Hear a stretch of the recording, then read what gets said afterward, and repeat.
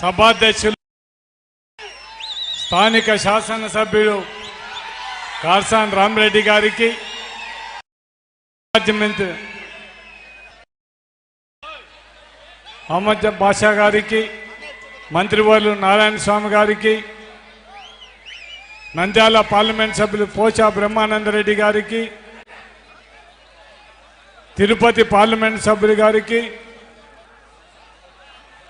ZP chairman గారికి, ఇంకా వేదికను అలంకరించిన పెద్దలకు, ఇక్కడికి వచ్చిన బనగానపల్లె నియోజకవర్గ ప్రజలకు అందరికి కూడా, నాయకులకు, కార్యకర్తలకు అందరికి కూడా నమస్కారం.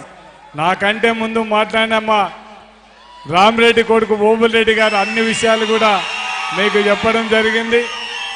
కానీ ఒక్కటి మాత్రం, ఈ పాణ్యం బనగానపల్లె నియోజకవర్గం ఇంతకుముందు పాణ్యం నియోజకవర్గంలో డీలిమిటేషన్ అయిన తర్వాత మళ్ళా పాణ్యం కాకుండా బనగానపల్లెలో కూడా కాటసాని కుటుంబం వాళ్ళని గెలిపించినందుకు మీకు అందరికి కూడా ఈ సభాముఖంగా నా ఉదయపూర్వక కృతజ్ఞతలు తెలియజేస్తున్నాను. మీరందరూ కూడా ఈనాడు ఈ రాష్ట్రంలో సంక్షేమ పథకాలని జరుగుతున్నాయంటే మన అందరం కూడా ఒక్కసారి ఆలోచించాల్సిన అవసరం ఉంది. దివంగత నేత రాజశేఖర రెడ్డి గారు 2004లో ఈ రాష్ట్రానికి ముఖ్యమంత్రికి వచ్చిన తర్వాత ఈ రాష్ట్రంలో అమలు జరిగిన పథకాలని గురించి ఒక్కసారి ఆలోచన చేస్తే పేద పిల్లలు కూడా ధనవంతుల పిల్లలతో పాటు కూడా చదవాలని ఉద్దేశం ఫీజు రియంబర్స్మెంట్ పెట్టిన ఘనత దివంగత నేత రాజశేఖర రెడ్డి గారిది.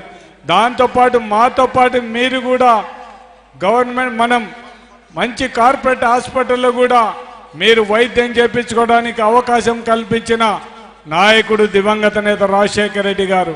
దాంతోపాటు రైతులకు అందరికీ కూడా ఉచిత కరెంట్ ఇచ్చిన ఘనత కూడా, ఈరోజు రైతులందరూ కూడా సుభిక్షంగా ఉండగలుగుతున్నారంటే మాత్రం ఆనాడు దివంగత నేత రాజశేఖర రెడ్డి గారు మనకందరు కూడా ఉచిత కరెంట్ ఇవ్వడం వల్ల అందరం కూడా ఈరోజు రైతు సోదరులందరూ కూడా క్షేమంగా ఉండే పరిస్థితి ఉండడం జరుగుతుంది.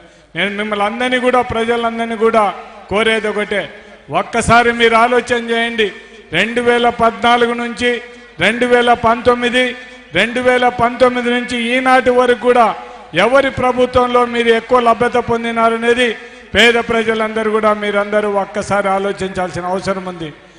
ఆనాడు తెలుగుదేశం ప్రభుత్వంలో జన్మభూమి కమిటీలు చెప్తేనే మీకు పింఛన్ కానీ ఇంకొకటి కానీ ఇచ్చే పరిస్థితి. కానీ ఈనాడు ఈ రాష్ట్ర ముఖ్యమంత్రి జగన్మోహన్ రెడ్డి గారు ఎవ్వరితో అవసరం లేకుండానే వాలంటరీ గ్రామ సచివాలయ వ్యవస్థను తీసుకొని వచ్చి అర్హులైన ప్రతి ఒక్కరికి కూడా కులాలు లేకుండా, మతాలు లేకుండా, పార్టీలు లేకుండా అందరికి కూడా ఈ రాష్ట్ర సంక్షేమ పథకాలు అందించే ఘనత ఈ రాష్ట్ర ముఖ్యమంత్రి జగన్మోహన్ రెడ్డి అనేది మాత్రం మర్చిపోవడానికి వీల్లేని పరిస్థితి. ఈరోజు సామాజిక సాధికార సర్వేలో మీరందరూ ఒక్కసారి ఆలోచించండి. కూడా ఏ ముఖ్యమంత్రి కూడా బీసీలకు, అన్ని కులాల వారికి పెద్ద ప్రయారిటీ ఇచ్చిన ఘనత ఈ రాష్ట్ర ముఖ్యమంత్రి జగన్మోహన్ రెడ్డి గారు. ఈరోజు రాష్ట్ర మంత్రివర్గంలో 50% ఎక్కువగా ఈరోజు అన్ని కులాలకు కల్పించిన ఈ రాష్ట్ర ముఖ్యమంత్రి జగన్మోహన్ రెడ్డి గారు కల్పించడం జరిగింది. మీరందరూ కూడా ఒక్కసారి ఆలోచించండి. 1 సంవత్సరం కింద తెలుగుదేశం నాయకులు ఏం మాట్లాడారో మీరందరూ ఒక్కసారి ఆలోచించండి. ఈ రాష్ట్రం మరో శ్రీలంక కాబోతుంది. మొత్తం అందరికి కూడా ఉచితాలు ఇచ్చి బటన్ నొక్కడం వల్ల ఈ రాష్ట్ర ఆర్థిక పరిస్థితి దివాళా తీస్తుందని చెప్పిన మాట్లాడిన తెలుగుదేశం నాయకులే ఇప్పుడు మీ దగ్గరికి ఇళ్ళ దగ్గరికి వచ్చేసి మా చంద్రబాబును నమ్మండి, మేము జగన్మోహన్ రెడ్డి కంటే మిన్నంగా పథకాలు ఇస్తామని మాట్లాడుతుంటే మీరందరూ ఒక్కసారి చంద్రబాబు నాయుడు ఇచ్చిన హామీలు ఎన్ని నెరవేర్చినారు ప్రజల ముందరనేది ఒక్కసారి ఆలోచించాల్సిన అవసరం ఉంది. కానీ ఈ రాష్ట్ర ముఖ్యమంత్రి జగన్మోహన్ రెడ్డి గారు 2019లో ఇచ్చిన ప్రతి ఒక్క హామీని కూడా 198% అమలు పరిచిన ఘనత ఈ రాష్ట్ర ముఖ్యమంత్రి జగన్మోహన్ రెడ్డి గారిది.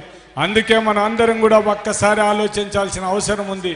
దివంగత నేత రాజశేఖర రెడ్డి గారిని మొదలుకొని ఈ రాష్ట్ర ముఖ్యమంత్రి జగన్మోహన్ రెడ్డి వరకు కూడా మొత్తం ఈ రాష్ట్రం అంటే పేద ప్రజలకు పనిచేయాలనే ఒక దృఢమైన సంకల్పం కలిగిన నాయకులు దివంగత నేత రాజశేఖర రెడ్డి గారు.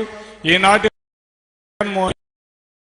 మనం అటువంటి నాయకులను అటువంటి పార్టీని మనం అందరం కూడా ఎన్నుకోవాల్సిన అవసరం ఉంది. కాబట్టి మీరందరూ కూడా మళ్ళా 2019లో ఏ విధంగా ఈ నియోజకవర్గం నుంచి గెలిపించినారో మా తమ్ముడిని రామిరెడ్డి గారిని మళ్ళా అదే విధంగా మీరు గెలిపించవలసి